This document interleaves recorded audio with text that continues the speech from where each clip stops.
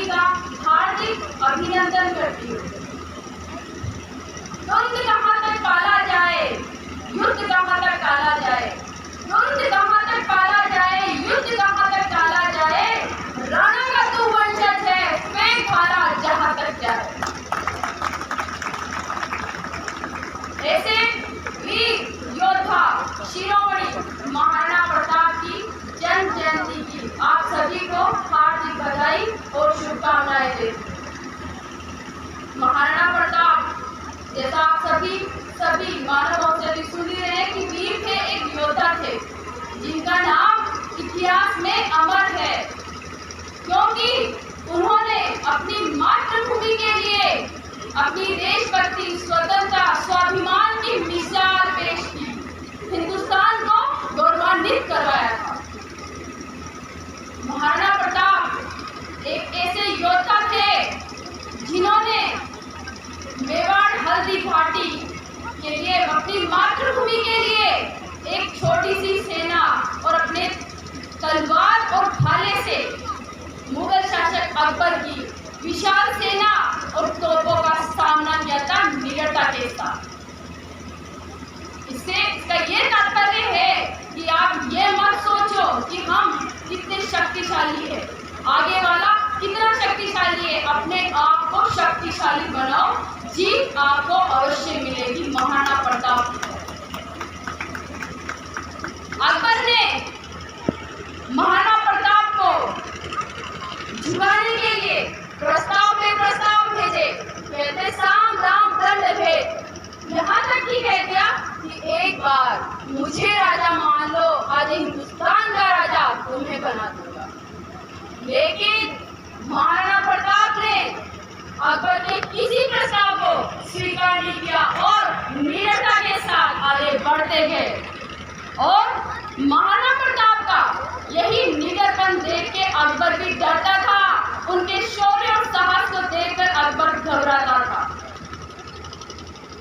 महाराणा प्रताप हम सब जानते हैं कि वो वीर थे, वो योद्धा थे। क्यों? क्योंकि महाराणा प्रताप को जन्म देने वाली उनकी माँ एक योद्धा थी। कहते हैं इस धरती पे माँ से बड़ा योद्धा कोई नहीं होता। जब उसके परिवार या उसके बच्चे पे आँच आती है तो वो मौत के मुंह से भी अपने बच्चे को निकाल लाती है। वो ऐसी माँ की संतान थी महाराणा प्रताप, जिन्होंने अपनी माँ और मातृभूमि में कभी फर्क नहीं किया। जो इंसान अपनी माँ और मातृभूमि में फर्क नहीं करता वो अपने आप में एक विद्वान होता है। महाराणा प्रताप के अपनों ने उनको धोखा दिया तो क्या हुआ कि कुछ विश्वासघातियों ने भारत माँ का सिर झुका दिया, तो कुछ महाराणा प्रताप जैसे योद्धाओं ने अपने इस भारत माँ का सिर गर्व से ऊंचा किया। महाराणा प्रताप वो वीर योद्धा इसलिए थे क्योंकि उनकी सोच हम सबसे बहुत बड़े थी, बहुत ऊंची। अभी हमने जैसे सुना था कि महाराणा प्रताप की सेना में हर जाति से सैनिक था। उन्होंने अपने सैनिकों को, जिनको अस्त्र शस्त्र का ज्ञान नहीं था, उनको अस्त्र शस्त्र का ज्ञान दिया और बदले में उनके उन सैनिकों ने ये कसम खाई कि जब तक शरीर में एक बूंद रक्त की रहेगी तब तक महाराणा प्रताप का साथ देगा। मैं आज यहाँ उपस्थित सभी से ये कहना चाहूंगी, खास तौर से अपनी देश की युवा पीढ़ी से और अपनी मातृशक्ति से, कि जब भी हम किसी ऐसे वीर योद्धा या क्रांतिकारियों के बारे में सुनते हैं तो हर के मन में ये भावना आती है कि मेरा बेटा भी इनकी तरह महान बने, एक योद्धा बने। हर युवा ये सोचता है कि मैं भी इनकी तरह बनूं, पर कब तक? जब तक वो ये भाषण सुनता है, उसके बाद वो अपनी सोच को भुला देता है।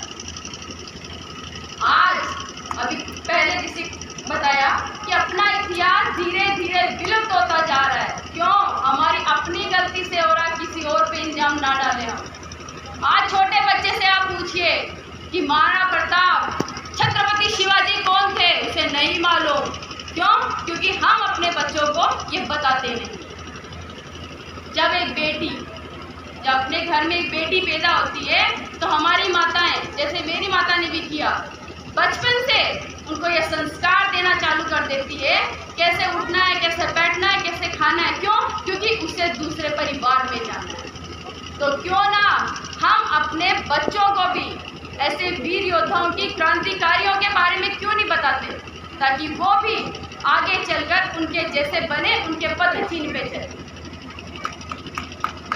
साथ ही साथ मैं आज यहाँ उपस्थित सभी से एक बात जरूर कहना चाहूँगी कि जो क्रांतिकारी होते हैं, जो योद्धा होते हैं, जो वीर होते हैं, वो मातृभूमि के लाल होते हैं। क्यों? क्योंकि उन्होंने अपनी मातृभूमि की रक्षा के लिए ये लड़ाइयाँ लड़ी और जीते हुए। तो उन्हें आप किसी समाज या धर्म में मत बांटिए। वो हम सबके थे, हैं और सबके रहेंगे। पहले भी किसी जाति या धर्म को लेकर लड़ाई नहीं थी, अपनी मातृभूमि के लिए लड़ाई थी। और आज भी अगर हमारे जवान लड़ रहे हैं तो अपनी मातृभूमि के लिए लड़ रहे हैं, किसी समाज या धर्म के लिए नहीं लड़ रहे। और जिस दिन ये आपसी मतभेद भुलाकर, जैसे 400-450 साल पहले भी यही हुआ था कि भारतीय राजाओं के आपसी मतभेद के कारण दिल्ली की गद्दी पर अकबर बैठ गया था, और आज भी वही हो रहा है। जब तक हम अपना ये आपसी मतभेद नहीं भुलाएंगे, कोई ना कोई तीसरा बीच में आता रहेगा। मेरी युवा पीढ़ी, मैं आपसे ये कहना चाहूँगी, आप आने वाले कल का भविष्य हो इस हिंदुस्तान का, और आप इसे बदल सकते हो अपनी सोच से। और जिस दिन हम सब की सोच बदल जाएगी, जब हम सब एक होकर, एक मुट्ठी बनकर चलेंगे, तो हिंदुस्तान का नज़ारा कुछ और ही होगा। जाते जाते मैं अपनी एक पंक्ति के माध्यम से अपने इन युवाओं को एक मैसेज देना चाहती हूँ। वीरों के लिए एक पैगाम था राणा, भारत माँ के वीर पुत्र का नाम था राणा। कोई औकात नहीं चीन और पाक जैसे देशों की, अगर हिंदुस्तान को मिल जाए फिर से महाराणा प्रताप जैसा।